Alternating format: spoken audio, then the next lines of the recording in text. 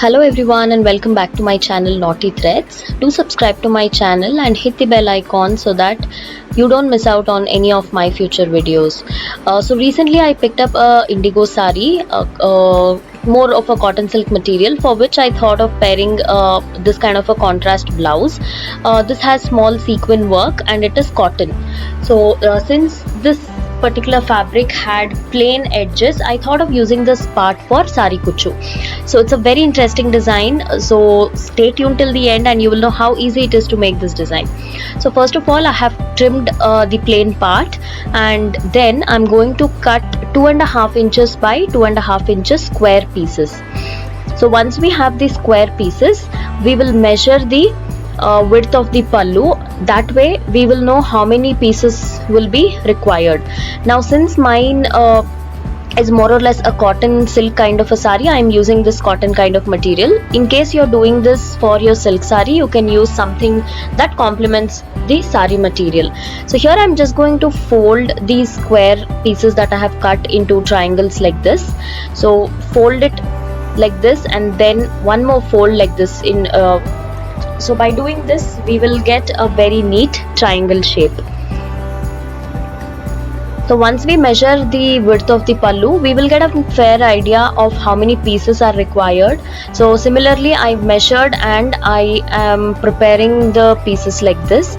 So the fold I have kept in one direction and I'm just going to put one stitch so that when I'm attaching it to the sari, it will make my life easy. So if you do not have a sewing machine, you can do this part by just doing some running stitch on these pieces, or alternatively if you feel this is too much work, you can just use some pins and pin it up. So by doing this, the finishing will be very neat. So that is the reason I don't mind spending some extra time and just adding one line of stitch like this. So once all my triangles are stitched, next I will be preparing the piping for the sari. The sari is more like blue color, so I am pairing this contrast blouse, and it also has some shade of off-white, so I thought of using off-white color for the piping part.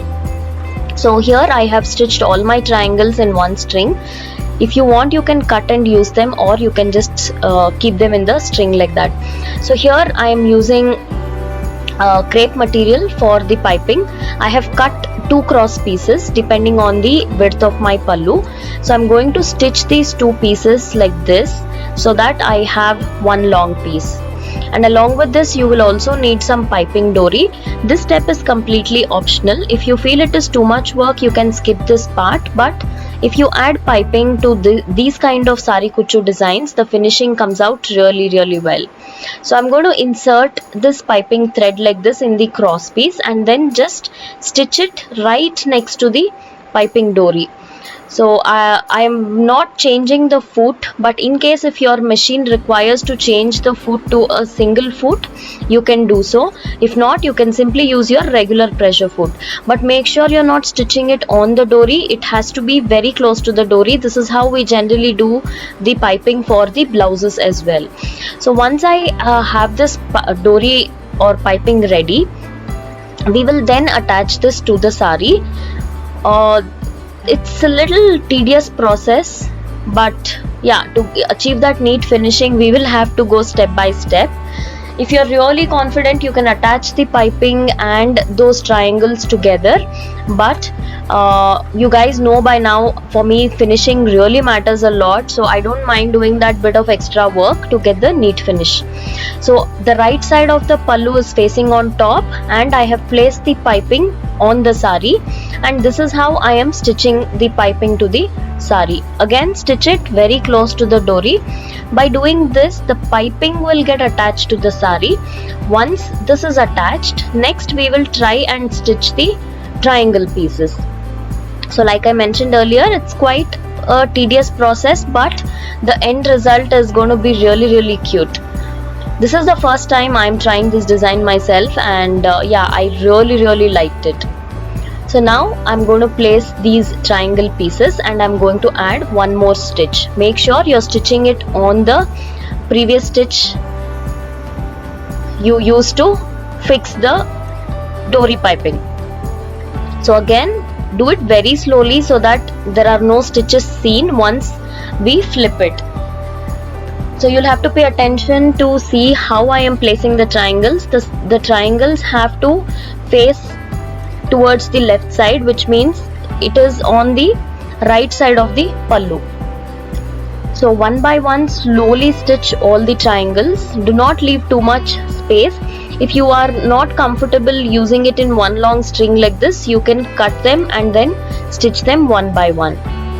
So once that process is done, here I am preparing the potleys because I thought of adding a few potleys just to cover up the space in between the triangles. It kind of looked really empty, so I thought of adding these potleys. So I'm using cotton silk material and preparing the potleys with one bead inside. So you can use any size bead. I think the bead I am using is about 10 mm size. So after preparing the potleys like this, so I've finished stitching the triangles, and this is how I'm adding the potleys. In between every two triangles, just add the potley and stitch it. So this is the third time we are stitching. If you really want that neat finish, then you will have to go step by step, because doing everything at once might not give us that neat finish. So now we are done adding the piping, the triangles and the potley. Now it is time to do the finishing, because there's a lot of raw edges and all to be covered. So again, I'm using some cross piece here. If you have some matching fabric, any fabric that matches the pallu, that's absolutely fine.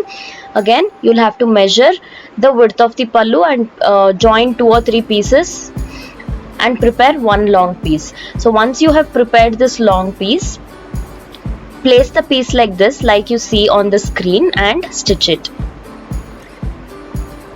So once we finish this, we will again fold it and put one more stitch, and then we'll fold and hem it. With that, our design will be ready. So see how we are folding and we are doing one more stitch. This is on top of the it's like an edge stitch or edge seam that you do, and it has to be very close to the edge. Only then the finishing will be good. So once we flip it, this is how it looks, and we have also finished hemming the piece that we just stitched. So this is the end look, and this kind of design really complements any sari, especially if the sari is very colorful. You can use the contrast color to the pallu and enhance the look of your sari. So this is something I tried out recently, and I would love to hear comments from you people. I would love to know if you guys like this design, if you're going to try it or whatever. Please do share your thoughts in the comment section. That's all in today's video. I shall see you guys soon with more interesting stuff. Until then, take care. Bye bye.